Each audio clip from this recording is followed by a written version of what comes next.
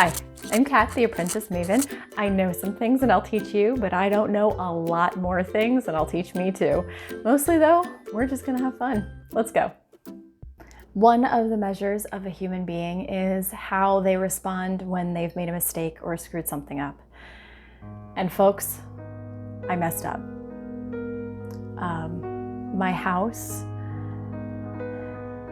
has no ice cream. We ran out of ice cream. I know.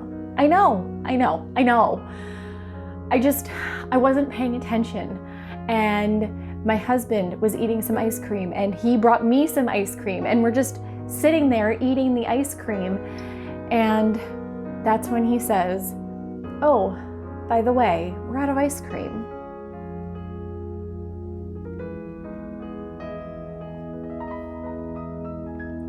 So,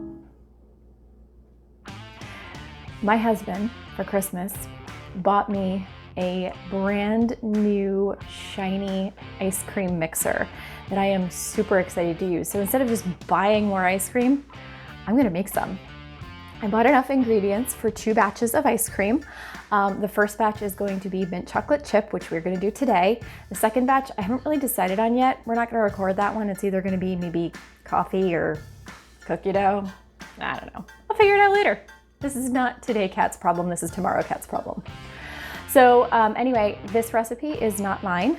I got it from Alton Brown. If you haven't heard of him, he's pretty cool. Check him out. He's all about the science behind the food and how everything works, which speaks to my geeky heart quite a bit. For this recipe, you are going to need 3 cups of half and half, 1 cup of heavy cream, 8 large egg yolks. I know it's a lot. It's totally worth it, trust me. And nobody ever said this was low fat. This is just, well, it tastes really, really good. You're also going to need 9 ounces of regular sugar. So get your kitchen scale out again. And 1 teaspoon of peppermint oil. Now that's what the recipe calls for. I don't have any. I'm going to use peppermint extract.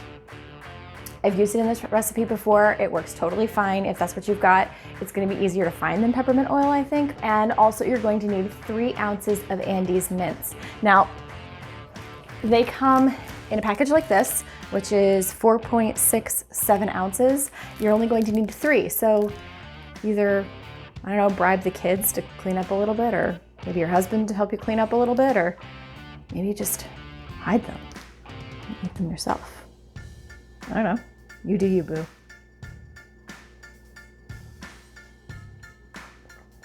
We have taken off our rings, washed our hands, and in a medium saucepan, you're going to want to put all of your dairy. So in here I have the 3 cups of half and half and the 1 cup of heavy cream. Gonna stick that in here.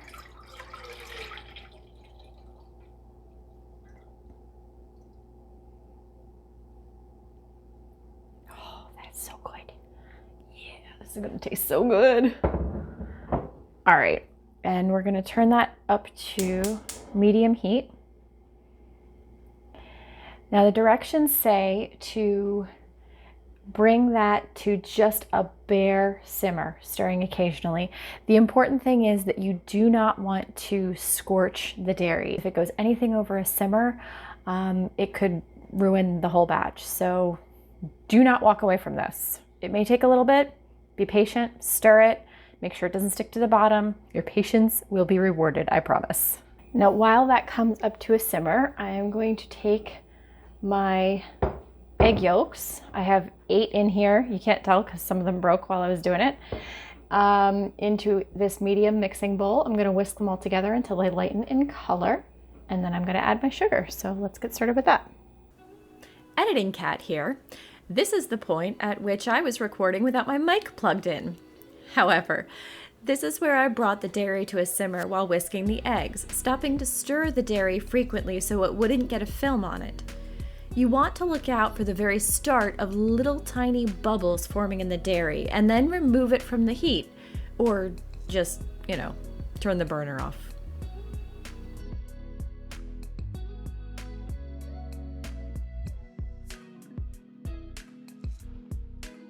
As you're whisking your eggs, Don't forget to check in with your dairy every now and then.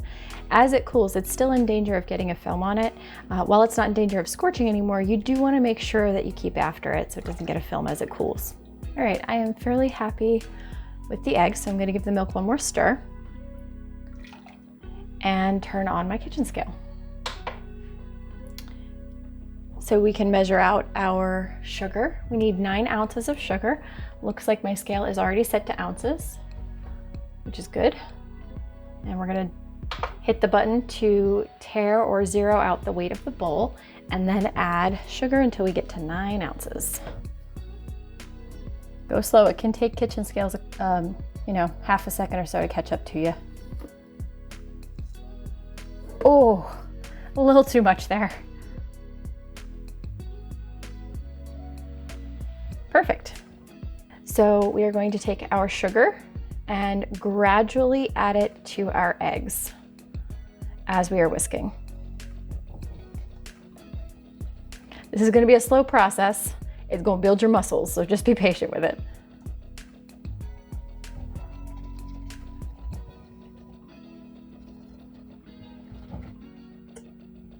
Go ahead and switch arms if you need to.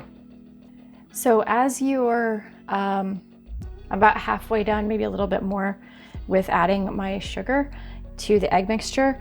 Again, don't forget to keep after your dairy. You really don't want that to get a film on it. But as this mixture gets thicker, your bowl's gonna start sliding all over your countertop. So what I've done is I have one of these fancy little silicone grippy things that's meant to be like a pot holder kind of deal. I stick it under there, and then no matter how aggressively I whisk this, it doesn't go anywhere.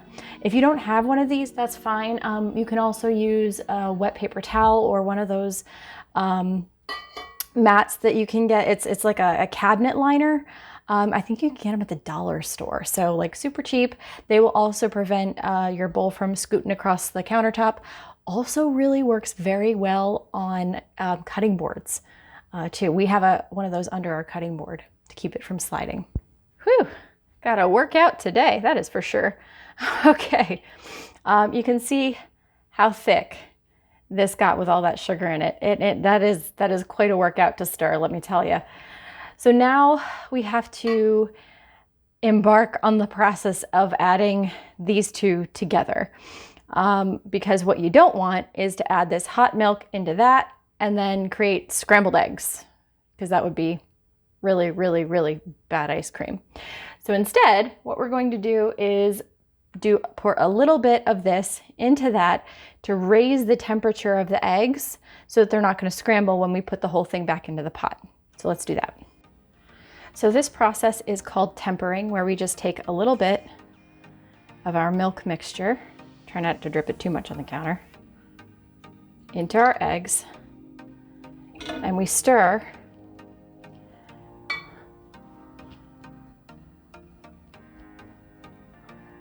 It'll come together, I promise.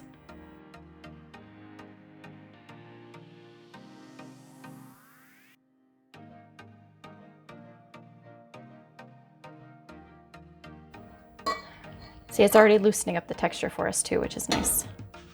Add a little bit at a time until you've added about 1/3 of your dairy into your eggs. And once you've done that, you can pour the whole mess back into the pot. We've added enough of our dairy that I'm confident that our egg will no longer curdle, so we're gonna add this back into the pan without making too much of a mess.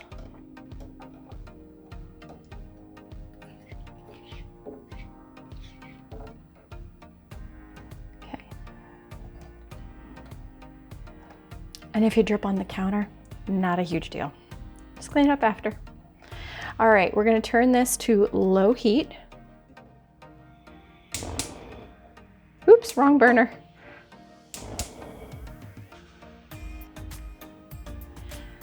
And we're going to cook this, stirring frequently until the mixture slightly thickens and it comes up to a temperature of about 170 to 175 degrees. Now, folks will say it needs to coat the back of a spoon.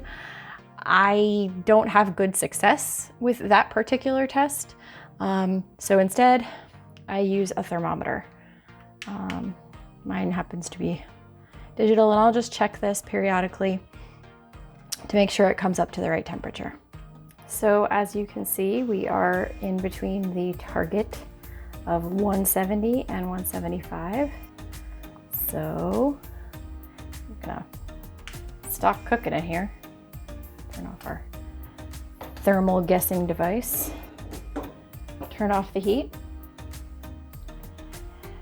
And we are going to pour this into this container and allow it to sit for 30 minutes, at least 30 minutes, to cool down. All right, well, here we go.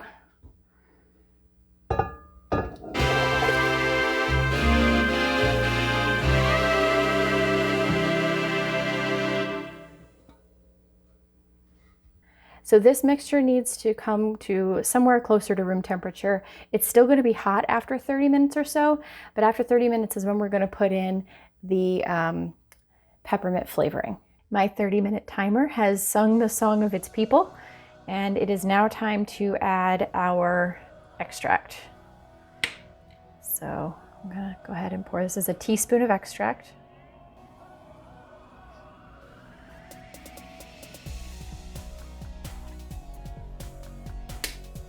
Oh, I wish they had smell-o-vision. That smells really good. All right, just give that a bit of a stir.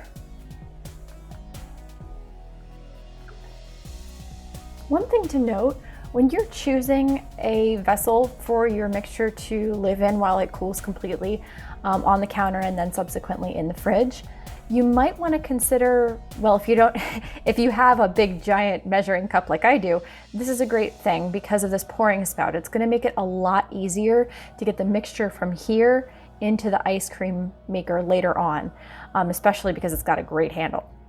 If you don't have something like this, as I know most folks don't, consider using a large mixing bowl. Obviously this one's too small, it's just the one I had the sugar in. But a mixing bowl like this, one of these, but much bigger, has these handles on it. These are fabulous to use as a pour spout to help direct the flow of the mixture. Whichever vessel you pick, just make sure that it either has a snug fitting lid, something that's airtight will help keep foreign flavors that don't belong in your ice cream, say fish. Yeah, that'd be gross. Keep that out of your ice cream mixture. Or you choose something that will easily take plastic wrap on top of it. Now we need to wait a little bit longer until this is cool enough not to form condensation on a lid or, in my case, plastic wrap. And then we will cover and refrigerate it for 4 to 8 hours or until it reaches about 40 degrees or below. Right now, it's still very, very warm to the touch, almost too hot to touch, but so it's going to take a little while for that to happen. So while we're waiting for that to cool down enough, you can go ahead and chop the Andes candies.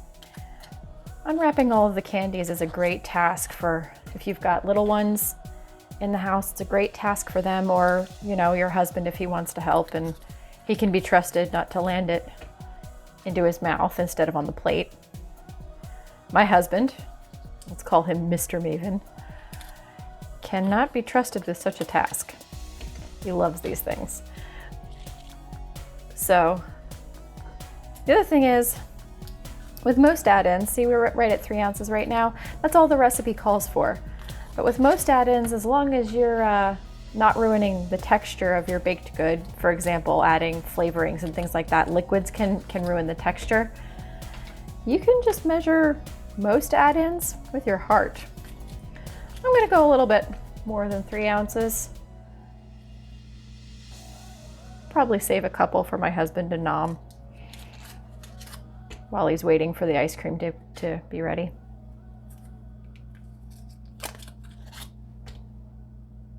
Yeah, that's pretty good. So the next thing that you're going to want to do is coarsely chop your chocolate. I like to use a chef's knife that has a nice curve in it because I like to rock it as I go. This may be a little aggressive for you, that's okay too. It's just going to be a coarse chop. Remember, size that you make these is how they're going to end up in the finished ice cream. So you don't want them to be too big, but you also don't want them to be too tiny.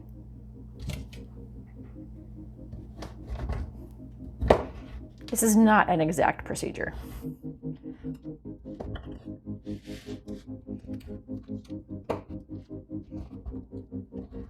And also, keep all of your digits well out of the way of the blade.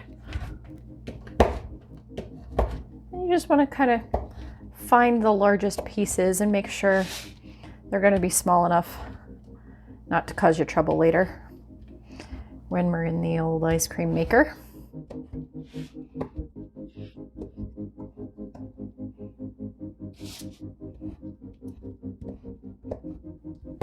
All right, I'm pretty happy with that. I'm going to set that aside. One thing I forgot to mention is that you want to choose a cutting surface, a cutting board that you don't really mind too much if it gets stained. Chocolate has a way of staining a cutting board. I have a white one that never really recovered from some chocolate cutting a couple of years ago. So I use this one. I don't really care about this one too much. So now I'm just going to go ahead and set these pieces aside and wait for our mixture.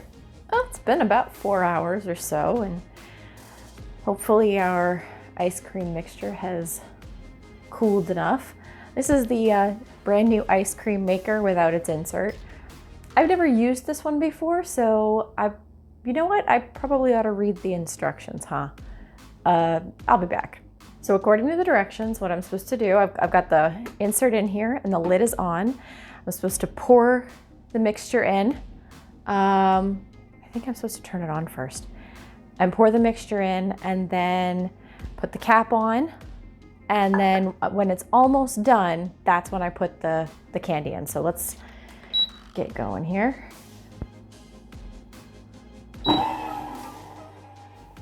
Editing Cat here again.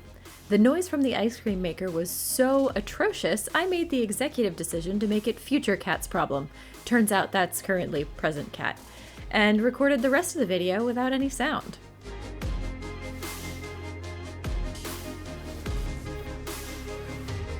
You'll want to add any chunks or pieces when the manufacturer's instructions say to do so. In my case, it's within the last 5-ish minutes of mixing.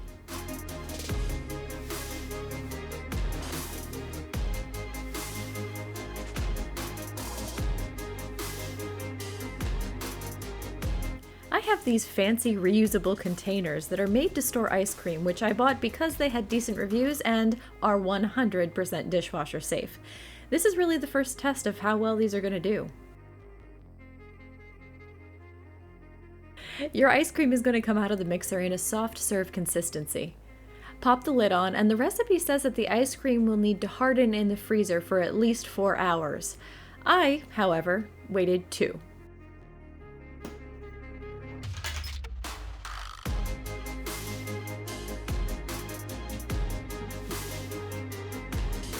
At this point, it was still close to soft served consistency, but hey, if you're into that, dig in.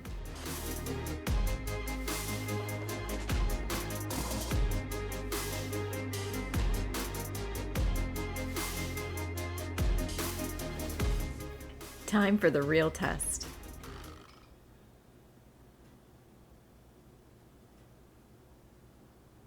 Well, Kat, how is it? Yeah, it's really good, isn't it? Thank you so much for joining me. If you have an ice cream maker, find a couple flavors the whole family will like and get them involved in helping to make it. The little ones can unwrap the candy or help measure ingredients. The big ones can watch your dairy until it simmers or whisk sugar into your egg yolks. This is totally worth the calories, so I hope you try this one. Until then, I wish you the kind of contentment past Cat here is having with her bowl of ice cream. And I'll see you next time.